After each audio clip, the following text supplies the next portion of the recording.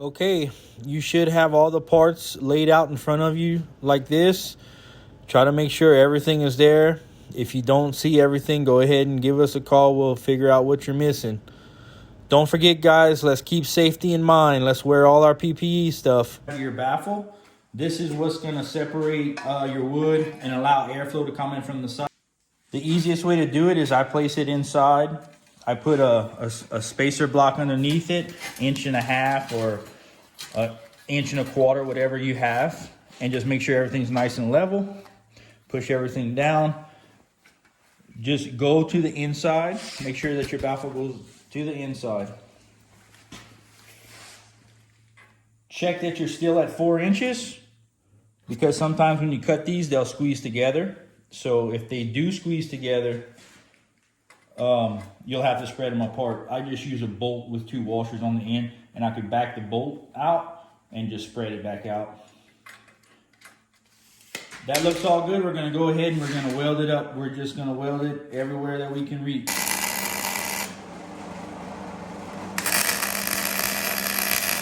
So the next step is we're going to put on our air controller. Make sure your handle is facing down, or you could probably put it any way you wanted to do it. Place the baffle in on top, center the slot with the rod, and go ahead and tack it in place. Once I have a tack, I'll double check it. Make sure that everything's operating correctly. Everything's operating correctly. Let's just fill her in. So once she's in, just go ahead and fill it in, just like so. Make sure she operates. Good to go. And let's grab our flap wheel and let's clean up all our edges and remove all mill scale and all the weld joints that we're about to do. So even with it cut on the bandsaw, if you come up here, you'll notice there's still a little bit of a gap. It's not quite fitting all the way in. So what I'll do is I'm going to go ahead and just trim the edges here. Allow it to go in a little bit further, and it's something you might have to do at your shop too. So another issue that might arise is you'll notice that these ears spread out a little bit. So when you go to put it in place, it's higher than the rest of the plane. All I do is I'll take a hammer and you can tap the ends just till they get about where they need to be. Double check it. Make sure everything's nice and flush.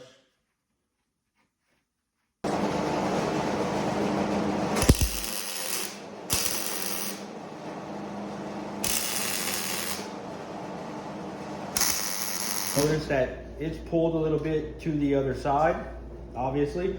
So just take a simple bar clamp, put it corner to corner, and it'll pull everything in, and you can tack this. All right, guys, you've tacked it all up. Everything looks good. You're happy with it. Now comes the fun part. Let's get her welded. Let's weld her all the way. All right, guys, next you'll take the hinge, the door, and the 2 3/4 inch, 1/4 inch rod. And let's put this on. Make sure everything fits good. We're gonna weld this hinge on.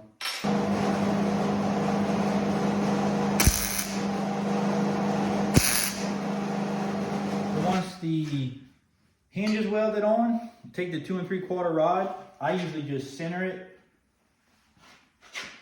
right on the edge of the door and tack it in place.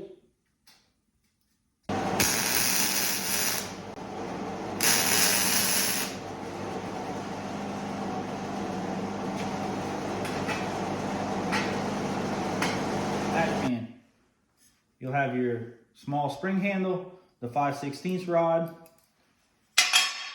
Put it flush to the edge and you'll just weld that in place. Center this to this. Plain and simple. We're going to weld that in the center and on each end.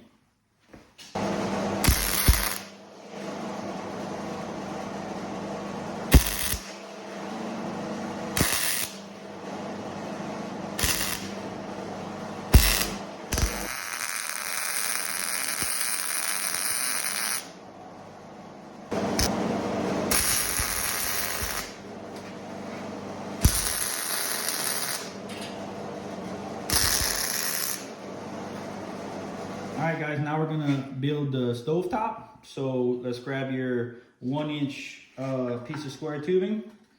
You're gonna need the 4 tabs. Each tab is gonna be placed on the side. Make sure it's nice and flush.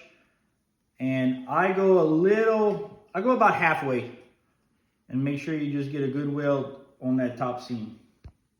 So we'll do that all the way around. Let's weld it up. You get your tabs welded all the way around. It should be pretty snug, but it should be able to pop off. Take your stovetop pieces, lay them flat together just like so. Set them on top.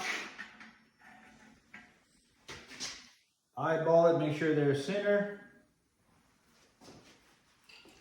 We're gonna tack it on. Once it's good, we'll weld the inside and get it welded all the way around. The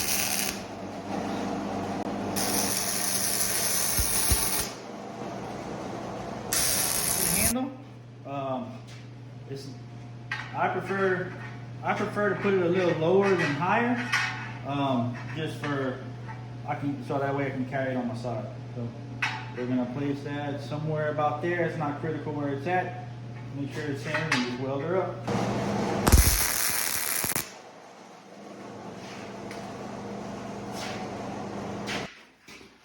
Okay, guys. Last step is welding the feet on. So find you something that's 4 inches. Pick it up off the ground. I put a level on the top. Get everything level. Once everything's level, make sure your feet are flat on the ground. Push it up and tack it in place, and then we'll weld it out.